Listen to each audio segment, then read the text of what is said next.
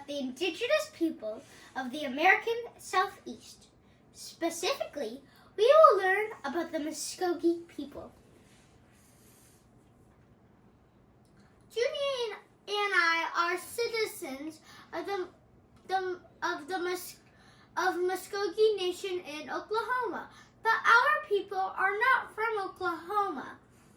Our Muscogee ancestors once lived in the area where Georgia, Alabama, and Florida are today. Other tribes are from these areas too, as the Hittite,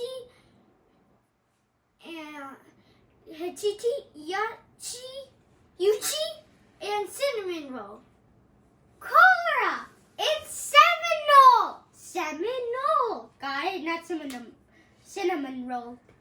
Really? Oh, okay. What she said. Thank you. The Ocmulgee Mounds National Historical Park in Macon, Georgia. Before European settlers came to America, the Ocmulgee Mounds was a thriving city for the Muscogee people. Indigenous people built cities and trade routes all over North and South America. And the Ocmulgee Mounds is just one of those places. Did you know that people have lived at Ocmulgee for the past 17,000 years? When there are still saber-toothed tigers and woolly mammoths and dinosaurs. Roar! No way! Dinosaurs have been extinct for like 66 million years. But you're right about the saber-toothed tigers and woolly mammoths. Whoopsie. Anyway, these weren't cavemen we're talking about. These were innovative civilizations that created tools and art and, of course, the mountains. These were as big and beautiful as the Egyptian pyramids. There's still about 8 mounds that are still preserved at Ocmulgee, including the Great Temple Mound and the Lesser Temple Mound. My favorite mound is the Earth Lodge. It was built 8,000 years ago. You can walk inside a huge round room with 50 seats where all of the leaders of towns would meet together. The floor was made to look like a giant eagle. Since they didn't have electricity, they had a fire in the center for light and heat. They also built it so that the sunrise would shine exactly through the front of the door twice a year, on February 22nd and October 22nd. It was kind of like a calendar. While the Ocmulgee Mounds is amazing, let's go see some more Muscogee places.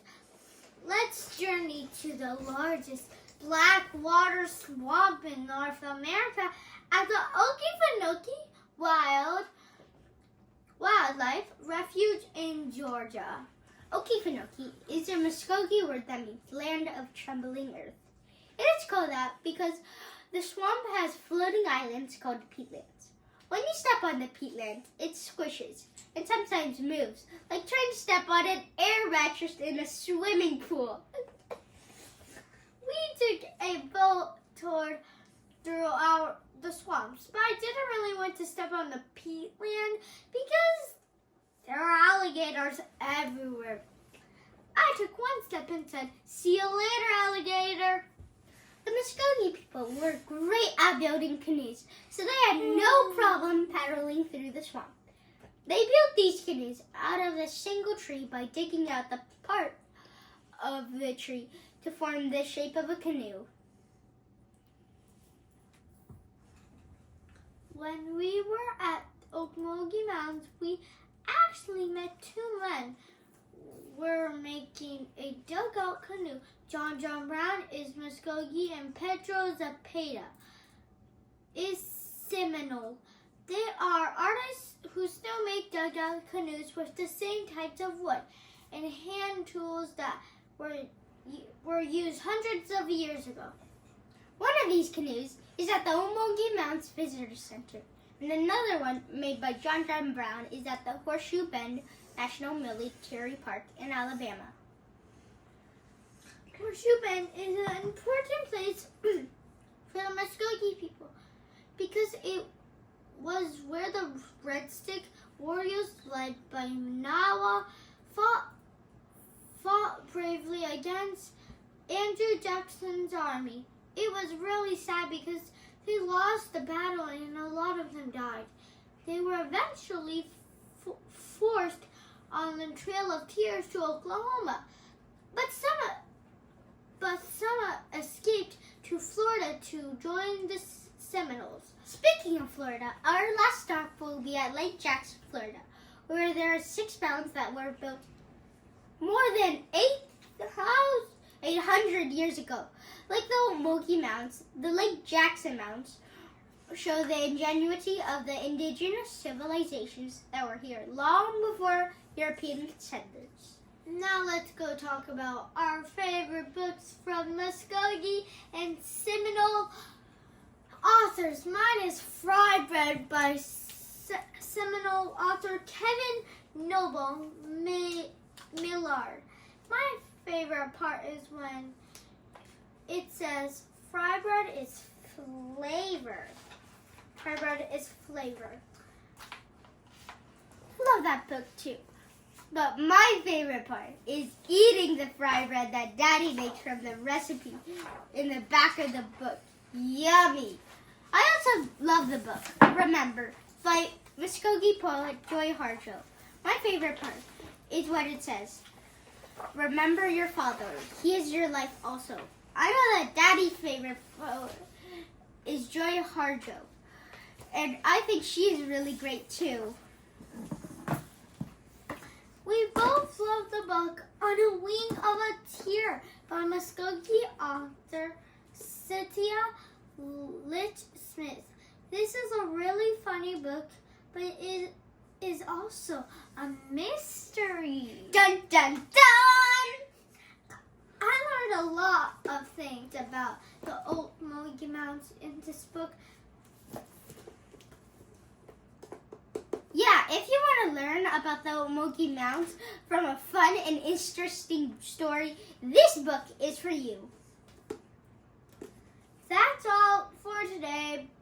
To learn more about the places we visited and the books we read, please check the show notes to this video.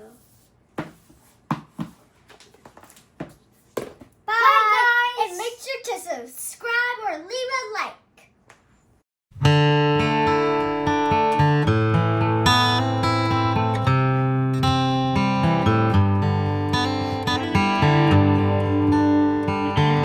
I think of wind and her wild ways, the year we had nothing to lose and lost it anyway.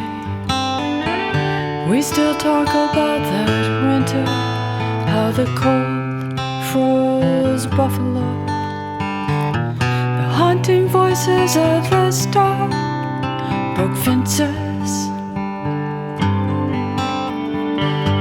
crashed our thermostat dreams. We couldn't stand it one more time. Once again we lost winter, stubborn memory. Walk through cheap apartment walls, skated through fields of ghosts into a town that never wanted us. In the epic search for grace, like coyote, like rabbits, we could not contain our terror. Clowned our way through a season of false midnights. We had to swallow that town with laughter